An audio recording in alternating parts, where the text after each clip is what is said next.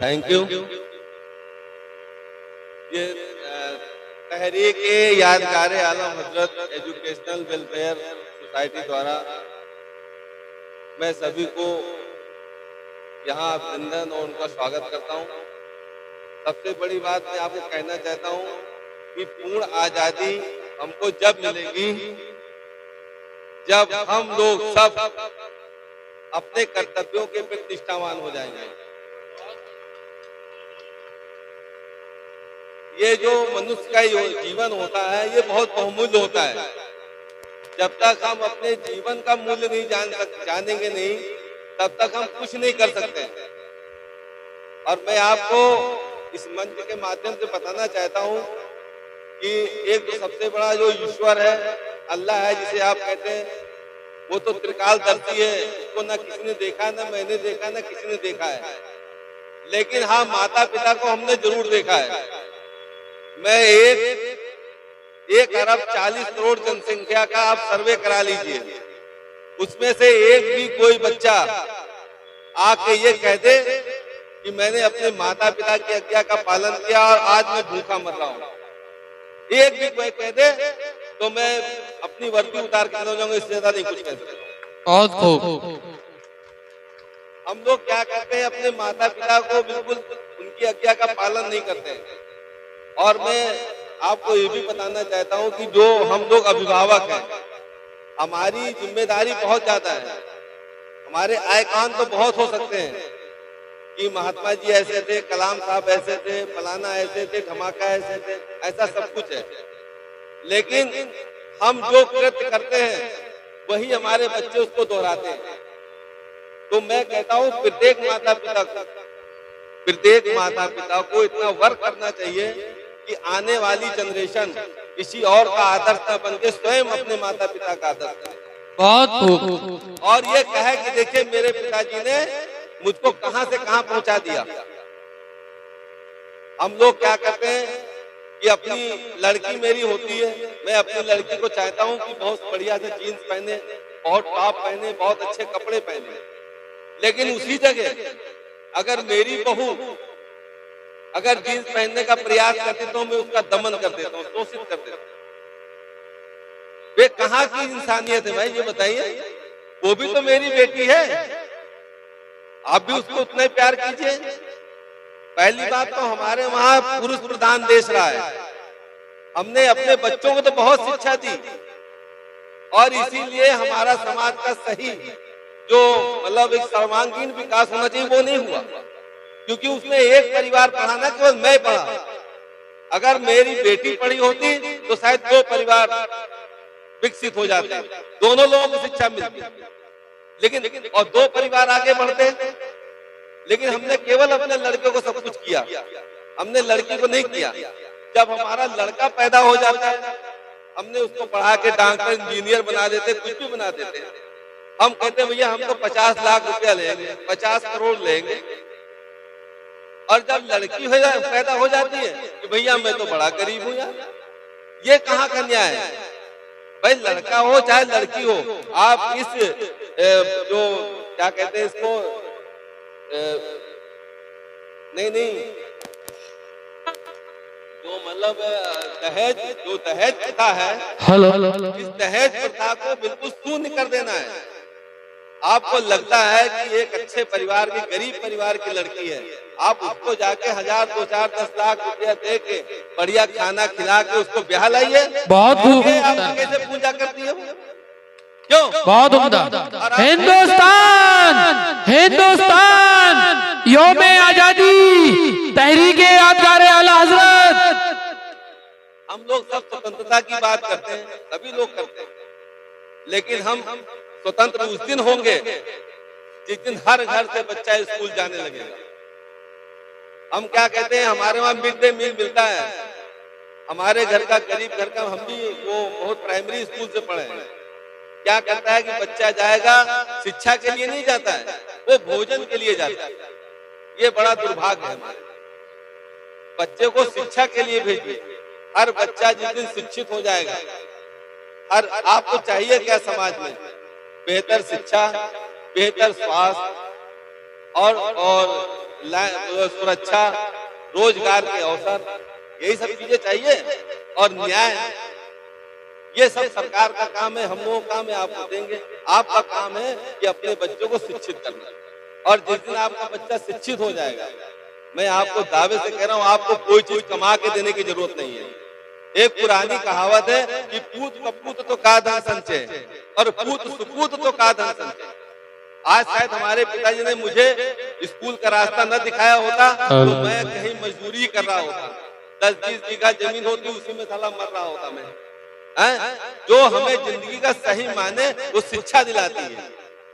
चाहे हम समाज में कहीं जाएं आए, उठने बैठे, किसी के अब क्या होता है कि वोट जो हम लोग, हमको अधिकार, जो वोट का इतना बड़ा अधिकार मिला है, हम उसका सही उपयोग नहीं करते। हमारे पिताजी कहते थे, अगर हम लोग अब कहते हैं तो लोग मारने पीटने लगेंगे कि भाई वोट बेचना मीन्स लड़की को बेचने के बराबर। कहते थे कि नहीं कहते थे लोग? बताओ, जितने बुजुर्ग यहाँ बैठे, वोट का इतनी बड़ी आपको पर्ची, इतना बड़ा अधिकार मिला है, आप उसको 10 रुपया, 20 रुपया, 50 रुपया, 10 लाख 20 लाख में बेचे दे रहे हो। यार क्या तुम्हारा मनुष्य का योनि है? आपको कुछ तो सिद्धांत होने चाहिए। अगर मनुष्य है तो सिद्धांत होने चाहिए। अगर कोई रचना हुई है अल्लाह ने या भगवान ने किया है तो वो सिर्फ एक रचना है मनुष्य, जो सर्वश्रेष्ठ रचना है। एक पपीहा पक्षी होता है, वो भी अपनी स्वाति नक्षत्र का पानी पीता नहीं, अपने प्राण त्याग देता है। एक मैं छोटी कहावत आपको बताऊंगा, जैसे 125 CRPC हमारे वहाँ लागू होती है भरण पोषण के लिए, वो सबके लिए है। अगर मैं अपने बच्चे का भरण पोषण नहीं करूंगा तो वो मेरे खिलाफ 125 CRPC का माननीय न्यायालय में अभियोग पंजीकृत करा सकता है। यदि आप अपने पिता की देखभाल नहीं करते तो वो भी 125 CRPC का अभियोग पंजीकृत करा सकता है। एक बहुत बड़े आदमी थे, वो जाके माननीय न्यायालय में 125 CRPC का भरण पोषण का उसने मुकदमा कायम कराया, और उसका लड़का गया और पेशी पड़ी, तारीख पड़ी, लोग गए तो उसने कहा कि जज साहब ने कहा कि ये बताइए, आपका लड़का कह रहा कि आप खुद इतने सामर्थ्यवान हैं कि आपको पैसे की जरूरत नहीं है। तो उसने कहा नहीं साहब, हमें जरूरत है। मैं अपने लड़के से ये आप यहाँ पे उनको मुकर्रर करा दीजिए, इसको बिल्कुल शपथ पत्र में दाखिल करा दीजिए कि मुझे हर महीने 100 रुपया देगा। चलिए, उन्होंने लिखा और जजमेंट कर दिया। जब जज बाहर जब गया, अपने चैम्बर में गया, कहने यार ये बुजुर्ग को बुलाओ मेरे सामने, यार इतना बड़ा आदमी और मात्र 100 रुपया इसने कहा। तो वो गए, कहने की बताइए महाराज जी आपने 100 रुपया केवल मांगा। कहने बेटा मेरे पास सब कुछ है, लेकिन मैं अपने लड़के से बेइंतहा मोहब्बत करता हूँ, इसलिए मैं उसको कसम इसी बहाने 100 रुपया के बहाने मेरा बेटा आएगा तो मैं उसको देख लूंगा, मैं उसको छू लूंगा। तो उसने कहा ये आप पहले बताए होते तो मैं इसको दंडित कर देता, कि नहीं साहब मैं इसको दंडित नहीं कर सकता। आप कितने भी बड़े हो जाइए, आप एक बाप 10 लड़के को अच्छी तरह परवरिश कर लेता है, चाहे नमक रोटी खिलाए चाहे कुछ भी खिलाए, लेकिन एहसास नहीं होने देता। लेकिन हम 10 लड़के अपने माँ बाप की परवरिश नहीं करते। बिल्कुल सही बात। तो आपको अपने कर्तव्यों के प्रति निष्ठावान होना है, शिक्षित होना है। अगर आप शिक्षित हो जाएंगे तो समाज को नई दिशा देंगे, बेहतर दिशा देंगे, और आपको किसी बहकाए में नहीं आएंगे। मुझे कोई नहीं बहका सकता है। मेरा जो वोट है बहुत कॉन्फिडेंस है, मैं अपने अधिकारों के बारे में अच्छी तरह जानता हूँ, और मैं इसलिए जाना हूँ कि मैं शिक्षित हूँ। मुझे कोई बरगला नहीं सकता है, मुझे कोई ले नहीं सकता है, मुझे कोई खरीद नहीं सकता है। और जिस दिन आप अपने कर्तव्यों के प्रति निष्ठावान हो जाएंगे, कोई परेशानी आपको नहीं होगी। और अगर सृष्टि में सबसे कोई आसान चीज है तो सिर्फ पैसा कमाना है। कोई एक आदमी हमको बता दे कि साहब पैसा कमाना बड़ा कठिन है। कठिन इसलिए है कि 25 साल हमने अपनी जिंदगी लफड़े में बिता दिया, ना बेवकूफी में बिता दिया। अब 25 साल के बाद तो कोई गुरु सिखा भी नहीं सकता है। आपको मालूम होगा कि सृष्टि का संचालन करने के लिए ना तो ज्यादा ताकत की जरूरत है और ना ज्यादा बुद्धि की जरूरत है। हमको कोई एक आदमी बता दे कि साहब नहीं भाई जरूरत है। अगर जरूरत है तो मैं आपसे दावा करता हूँ कि उसके लिए प्लेटफॉर्म बना है। यदि आप बहुत अच्छे पढ़ने में होते हैं, कलाम साहब आपके सामने उदाहरण है। कलाम साहब ने हमेशा कहा कि कभी दुनिया ताकत से चलती थी, उसके बाद दुनिया पैसे से चली, और अब दुनिया क्या चल रही, बुद्धि से चल रही। ठीक है, हमारे पास कुछ नहीं है। अगर मेरे पिताजी ने मुझे आज शिक्षा के इस मंदिर में ना प्रवेश कराया होता तो मैं भी आज मैला कुचैला बना हुआ और अपने जीवन को यूं ही व्यतीत कर रहा होता। आज मुझे जिंदगी का मायने मालूम हो गया, जिंदगी कैसे जी जाती ये मालूम हो गया, और जिस दिन ये कला तुमको मालूम हो जाएगी उस दिन तो तुम्हारा जीवन बिल्कुल माला माल हो जाएगा। तो आप मैं कह रहा था कि सृष्टि का संचालन करने के लिए ना तो ताकत की जरूरत है, ना तो किसी चीज की जरूरत है, जड़ ना बहुत बुद्धि की जरूरत है। अगर है तो उसके लिए प्लेटफॉर्म बना है।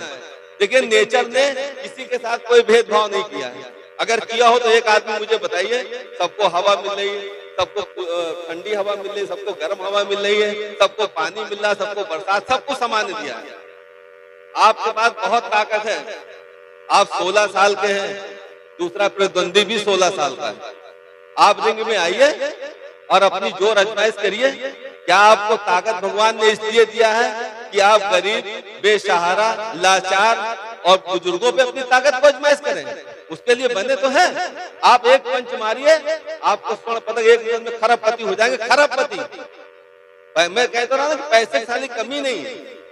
आप एक और अच्छे पढ़ने लिखने वाले हैं, आप जाइए सरकार को, साहब मैं ये जानता हूँ मैं इसकी दिशा और दशा दोनों बदल सकता हूँ। आप वहां जाइए, प्लेटफॉर्म बना तो है, हर चीज का प्लेटफॉर्म है। आप अपने अधिकारों की बात करते हैं हर जगह, अपने पिता से अपेक्षा करते हैं कि मुझे बढ़िया सी चीज ला दे, 20,000 का जूता पहना दे, 50। अबे उसकी भी हैसियत देखो ना, उस लायक बेचारा है कि नहीं है? और नहीं है तो उस जूते को पहनने की अपने अंदर अपनी वैल्यू आपको बढ़ाना है कि 1 लाख का आप 10 लाख का जूता पहन लीजिए। जिस दिन एक हमारी लड़की है, अभी जिस दिन वो अच्छी कोई अभी IAS बन जाए, हम कहते हैं कि बड़े से बड़ा आदमी जो संखपति क्यों ना हो, उसके सामने बोलने के लिए 1 मिनट नहीं 100 बार सोचेगा कि कोई ऐसे अल्फाज मेरे गलत ना निकल जाए कि मुझे साला ऐसा अच्छी देर करना पड़े। है लड़की, लेकिन क्या वो IAS। अभी एक कोई अच्छे कारखाने की मालकिन हो जाए, 1000 उसके साथ काम करते हैं। क्यों? कि मैं आ गई। क्यों? क्या उसने अपनी वैल्यू बढ़ाई, उसने शिक्षा के बल पर और चीजों के बल पर। तो हर चीज करने के लिए सबसे बड़ी बात है, तो मेरे समय नहीं, इस समय मैं जाने वाला हूँ, तो मैं आपसे यही कहूंगा कि अधिकारों के साथ आपके पास कर्तव्य का भी बोध होना चाहिए, और अपने कर्तव्यों के प्रति हमेशा निष्ठावान जिस दिन आप हो जाओगे तो किसी काम के लिए आपको कोई परेशानी, ना आपको पिता को आप तंग करेंगे, ना आप टीचर को तंग करेंगे, ना किसी को तंग करेंगे, और आपका बिल्कुल जीवन बिल्कुल सरल हो जाएगा। और जो चाहेंगे, मैं तो बता रहा हूँ, आप जो चाहेंगे नेचर वो देने के लिए तैयार है। एक कोई आदमी बता दे कि साहब वहां से मैं 10 रुपये लेकर आया था, सारे लोग वैसे आए हैं और वैसे चले गए। कोई ऐसा आदमी नहीं होगा कि साहब कफन में पैकेट में जेब भी नहीं होती है। तो आप इतना अच्छा काम करिए कि लोग आपको याद करें। ये आपका जीवन अमर होने के लिए बना है और अमर होकर चले जाइए। इन्हीं सब बातों के साथ मैं अपनी बात को विराम करता हूँ। Thank you.